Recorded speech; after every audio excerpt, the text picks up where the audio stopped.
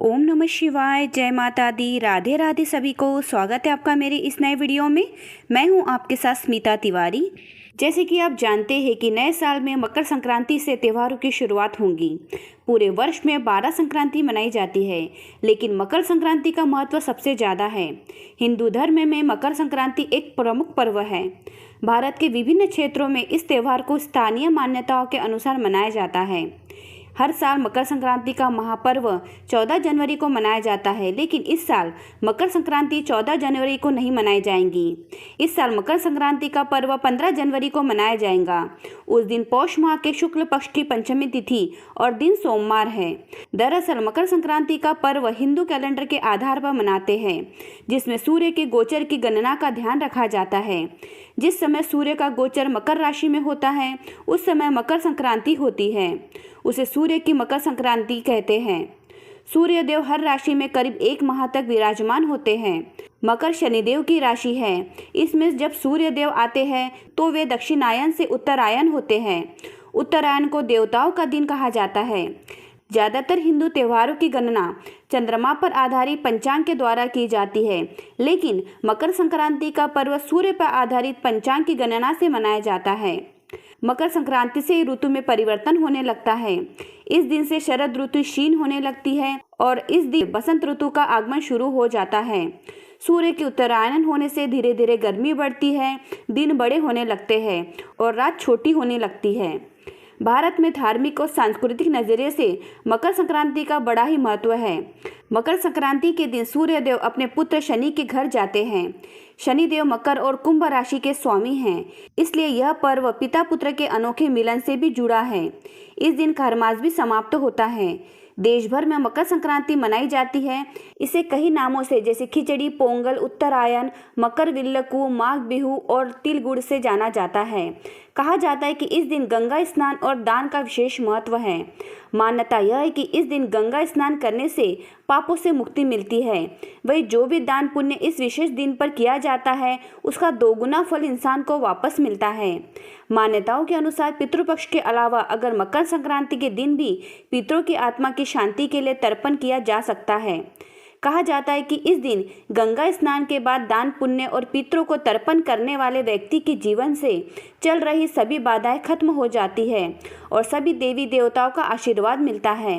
तो आइए जानते हैं इस वीडियो में कि मकर संक्रांति की तिथि की शुरुआत कब से होने वाली है, मकर संक्रांति के पूजा के शुभ मुहूर्त क्या रहने वाले हैं, स्नान दान का समय क्या रहने वाला है, इस बार सूर्यदेव की सवारी क्या रहने वाली है और मकर संक्रांति का महत्व क्या होता है, साथ ही पूजा की विधि कैसी होती है और मकर संक्रांति के दिन हमें किन चीज़ों का दान करना चाहिए जिससे हमें शुभ फलों की प्राप्ति हो।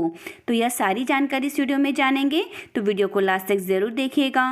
वीडियो को स्किप करके बिल्कुल भी मत देखिएगा और जो भी हमारे चैनल पर नए हैं, पहली बार आए तो चैनल को सब्सक्राइब कर लीजिए और वीडियो को लाइक भी कर लीजिए और कमेंट्स बॉक्स में ओम नमः शिवाय ज़रूर लिख दीजिए। तो चलिए वीडियो की शुरुआत करते हैं। इस साल 2024 में मकर संक्रांति की सही तारीख 15 जनवरी को है। इस बार मकर संक्रांति सोमवार को मनाई जाएंगी। इसका बड़ा कारण यह है कि सूर्य देव 15 जनवरी को प्रातःकाल 2:54 पर मकर राशि में प्रवेश करेंगे। उस समय ही मकर संक्रांति का क्षण होगा। तो चलिए मकर संक्रांति के शुभ मुहूर्त जान लेते हैं। मकर संक्रांति का महापुण्य काल सुबह 7:15 से सुबह 9 बजे तक है, जबकि मकर संक्रांति का पुण्य काल सुबह 7:15 से शाम 5:40 तक है। अब स्नान दान का समय क्या रहेगा यह जान लेते हैं। मकर संक्रांति के दिन आपको स्नान और दान महापुण्य काल या पुण्य काल में करना चाहिए। हालांकि मकर संक्रांति पर स्नान ब्रह्मा मुहूर्त में भी कर सकते हैं, जो सुबह 5:27 से सुबह 6:21 तक रहेगा। और इस बार मकर संक्रांति पर रवि योग बन रहा है, जो सुबह 7:15 से सुबह 8:07 तक रहेगा। तो इन समय में आप स्नान दान का कार्य कर सकते हैं। इस बार 15 जनवरी को मकर संक्रांति के समय सूर्यदेव का वाहन अश्व और वस्त्र श्याम यानी काले रंग का रहेगा। सूर्यदेव श्याम वस्त्र पहने घोड़े पर सवार होकर दक्षिणायन से उत्तरायण होंगे। सूर्यदेव का उपवाहन सिंहनी है, उनका अस्त्र तोमर है। मकर संक्रांति के दिन सूर्यदेव की दृष्टि की नेतृत्व होंगी। दक्षिण पश्चिम दिशा को नेतृत्व कहते हैं। सूर्य महाराज नेतृत्व दृष्टि से पूर्व दिशा में गमन करेंगे। उनका पुष्प दुर्वा है।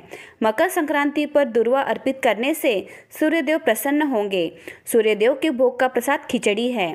तो यह सारी जानकारी सूर्यदेव से संबंधित है। तो चलिए अब मकर संक्रांति का महत्व क्या होता है वह जान लेते हैं।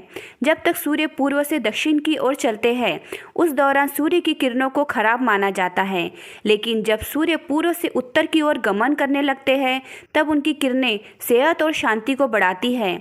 इस वजह से साधु संत और वे लोग जो आध्यात्मिक क्रियाओं से जुड़े हैं उन्हें शांति और सिद्धि प्राप्त होती है। भगवान कृष्ण ने गीता में कहा है कि उत्तरायण के 6 माह के शुभ काल में जब सूर्य देव उत्तरायण होते हैं तब पृथ्वी प्रकाशमय होती है। अतः इस प्रकाश में शरीर का त्याग करने से मनुष्य का पुनर्जन्म नहीं होता है और वह ब्रह्मा को प्राप्त होता है। महाभारत काल के दौरान भीष्म पितामह जी ने इच्छा मृत्यु का वरदान प्राप्त था। उन्होंने भी मकर संक्रांति के दिन शरीर का त्याग किया था। वेदों में मकर संक्रांति को महापर्व के नाम से भी जाना जाता है।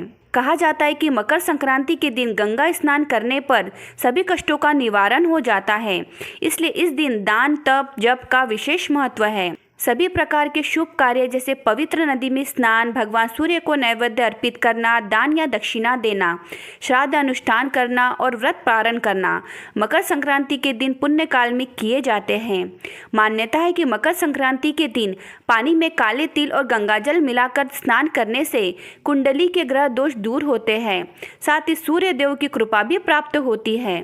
तो यही था मकर संक्रांति का महत्व। चलिए मकर संक्रांति की पूजा की विधि क्या होंगी वह जान लेते हैं। मकर संक्रांति के दिन सुबह उठकर आप सबसे पहले साफ सफाई कर लें। इसके बाद अगर संभव हो तो आसपास किसी पवित्र नदी में स्नान करें। यदि ऐसा न कर पाए तो घर में ही गंगाजल मिलाकर स्नान कर लें। आचमन करके खुद को शुद्ध कर लें। इस दिन पीले वस्त्र पहनना शुभ माना जाता है, तो पीले वस्त्र धारण कर सूर्य देव को अर्घ्य दें। इसके बाद सूर्य चालीसा पढ़े और आदित्य हृदय स्तोत्र का पाठ करें। अंत में आरती करें और दान करें। इस दिन दान करने का खास महत्व माना गया है। तो यही थी मकर संक्रांति की पूजा की विधि। तो चलिए अब यह जान लीजिए कि इस दिन हमें किन चीज़ों का दान करना चाहिए। मान्यता है कि मकर संक्रांति के दिन वस्तुओं का दान करने से जीवन के सभी कष्ट, दुख, दर्द और परेशानी से छुटकारा मिल जाता है। जीवन में खुशियां आती है। शास्त्रों के अनुसार इस दिन किया गया दान कभी भी समाप्त नहीं होता है। जानते हैं कि किन चीज़ों का दान करना चाहिए मकर संक्रांति पर ताकि सूर्य भगवान और शनिदेव का आशीर्वाद मिल सके। तो सबसे पहली चीज जानते हैं, मकर संक्रांति के पर्व को कुछ जगहों पर खिचड़ी के नाम से जाना जाता है।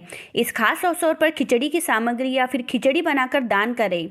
मान्यता है कि खिचड़ी का दान करने से व्यक्ति की कुंडली में सूर्य, गुरु और चंद्रमा की स्थिति मजबूत होती है और परिवार में खुशियां का आगमन होता है।